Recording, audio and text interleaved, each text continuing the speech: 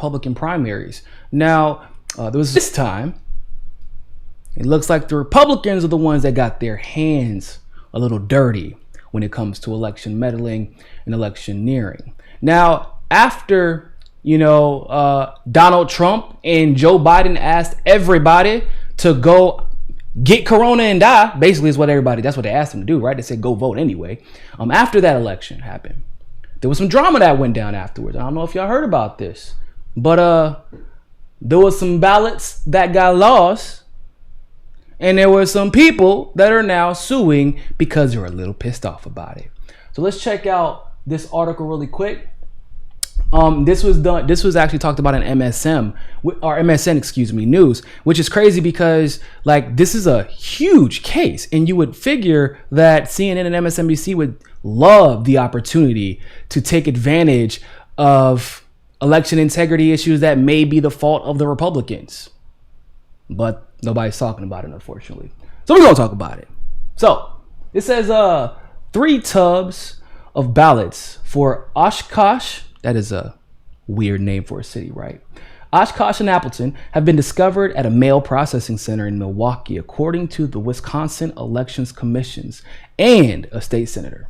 The discovery emerges as would-be voters across the state express a host of frustrations about absentee ballots they tried to avoid going to the polls amid the coronavirus pandemic. Many have said ballots they requested long ago did not arrive by Tuesday, the deadline for getting their ballots postmarked. I learned today that the State Elections Commission received a call from a hospital service worker informing them 3 large tubs of absentee ballots from Oshkosh and Appleton were just located. Republican Senator Dan Fain of Fond du Lac said on Twitter. Megan Wolf, the administrator of the Elections Commission, said she is looking into the situation. She said she has not determined whether the ballots had been on their way to the voters or already filled out on the way back to the clerks. By the way, that wouldn't make any sense because literally the absentee ballots that they're talking about were the polls had just closed, as talked about in the office. 3 tubs randomly found. That doesn't make any sense. Think about this. Mail processing center, the polls closed late at night, about 7 or 8. And tubs of ballots are just hanging out. Absentee ballots are just hanging out. Come on, bro. Anyway. Now it says that they said they don't have the answers at this point, but Fain wants the commission to go to court to give the voters a chance to have the ballots counted, according to the office. Now, there is some good news, which is rare when it comes to issues of election integrity, because most of the time people are gaslit into not speaking up. Well, of course, the Republicans are the ones being accused now, so people are okay with suing, and it's getting some coverage. Not as much as it should be, but it's getting a little bit of coverage and a little bit of traction. So this just happened yesterday. The first federal lawsuit filed following Wisconsin's April 7th election. A class action lawsuit has been filed in federal court by a group of Milwaukee area residents asking for a partial or a full revote of the presidential primary and spring election held on April 7th. This is the first post-election lawsuit filed by voters. Because of the pandemic, we weren't getting to vote in nursing homes. People, because of legitimate fear for their lives, they weren't able to get to the polls, said Jay Urban, a Milwaukee attorney representing the plaintiffs. According to the lawsuit, some plaintiffs are Crystal and Tyrone Edwards. The 2 are African American, live in Milwaukee, and have 3 children. Tyrone is diabetic. Their son has spina bifida. I don't know what that is. Spina bifida.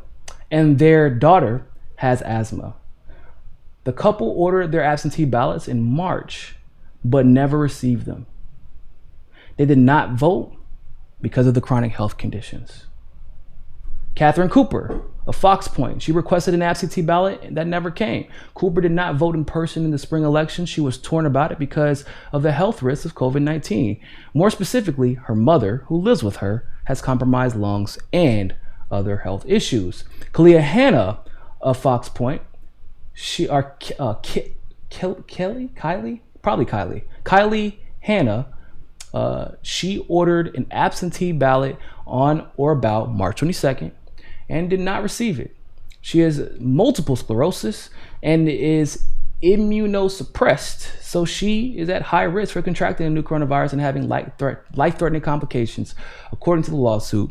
And she also did not vote. And then Christopher and Katie Rowe of Glendale.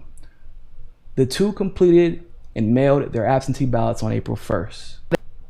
Upon checking Wisconsin's online database, there was no record of either of them voting since February 2018. Okay, their ballots were received by any election official, and so they will not count. What's up? So the moral of the story here, ladies and gentlemen, before I'm gonna get to your super chats in a second, before I go down to the breakdown of this particular situation, is that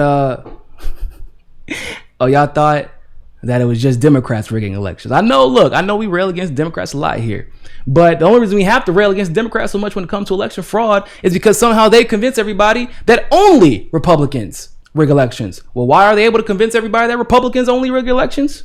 Well, it's because the Republicans are known.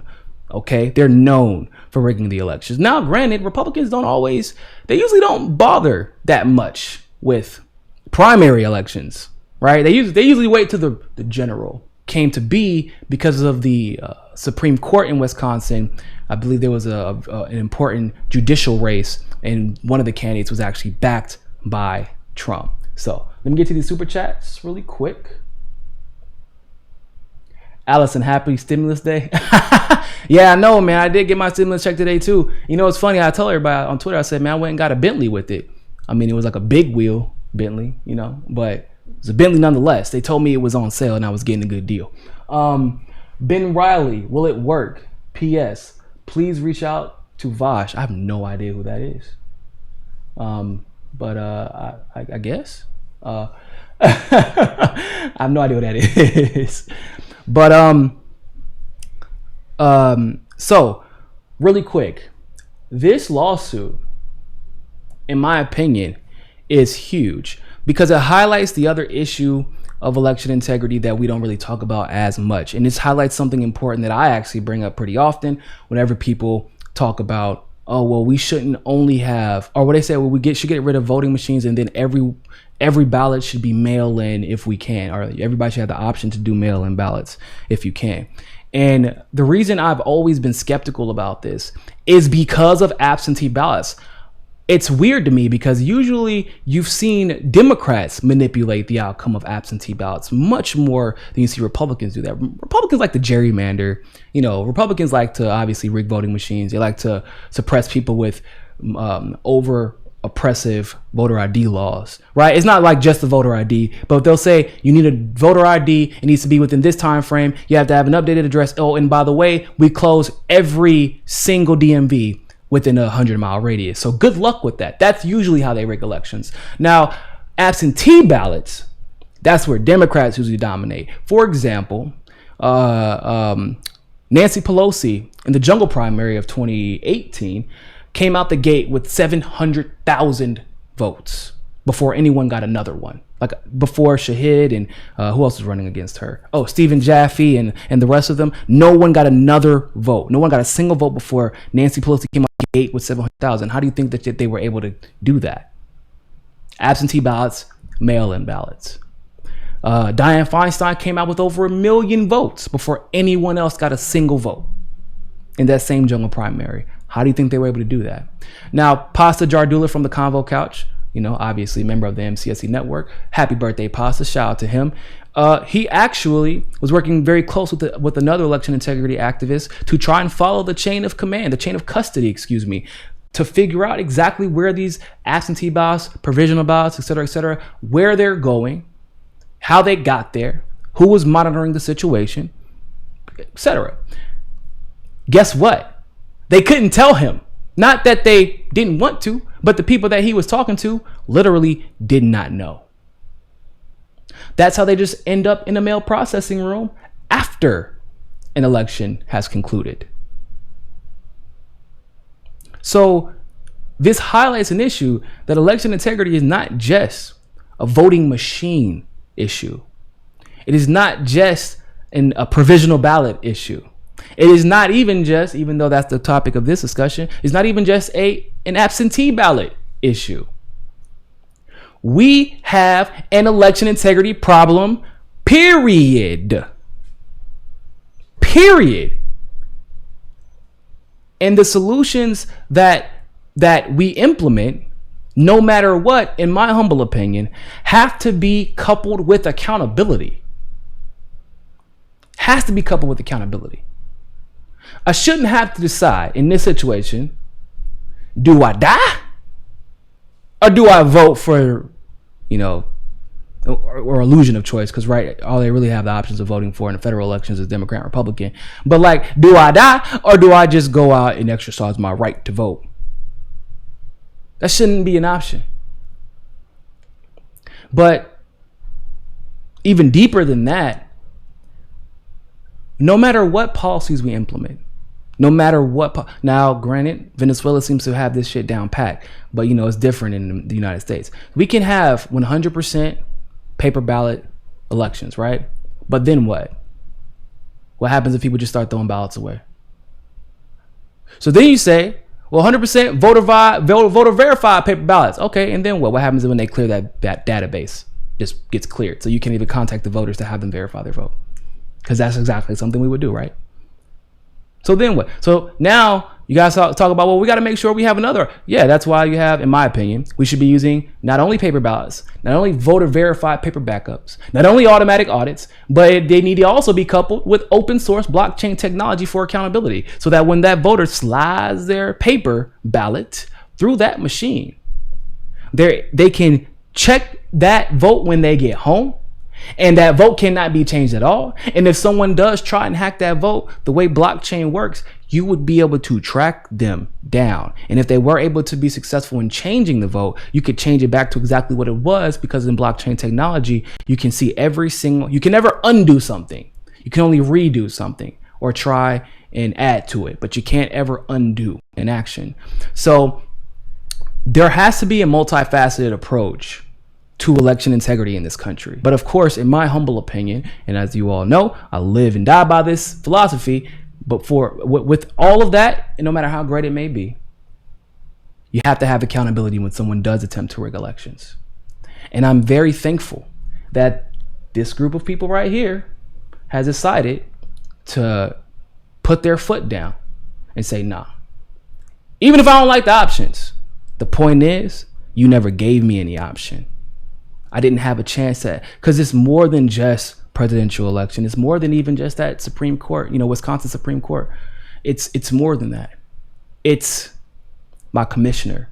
It's the school board who's going to affect the outcome of my kids' lives.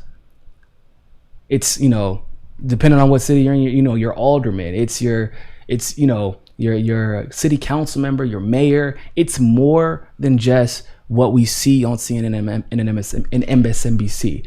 The people running in these elections at these local levels really affect the lives of the municipalities. Okay?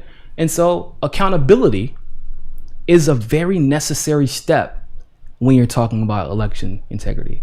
So I would love to hear what your thoughts are about this. Do you believe that we should start seeing, because in my humble opinion, there was another state that was forced to vote too, wasn't it? Arizona? Was it Arizona? It was a couple of them. Oh shit! Huh? I'm stupid. Florida. We were the other one. Huh? Yeah, Florida was forced to vote during the COVID-19 situation. Now, granted, we haven't heard any backlash yet. There very well may be some, and so we'll see what happens. But do you believe that other states should start taking especially as more information about COVID-19 comes out, like comorbidities literally basically being a death sentence if you get it, Should we start seeing more lawsuits? Do you think they should expand this lawsuit? Have you experienced something like this where you weren't able to vote because you didn't get an absentee ballot or mail-in ballot, and you obviously didn't want to put yourself in a precarious predicament? So leave a comment below. Tell me about your story and let me know what you think about this particular lawsuit. Like, subscribe, share the video. But more than anything else,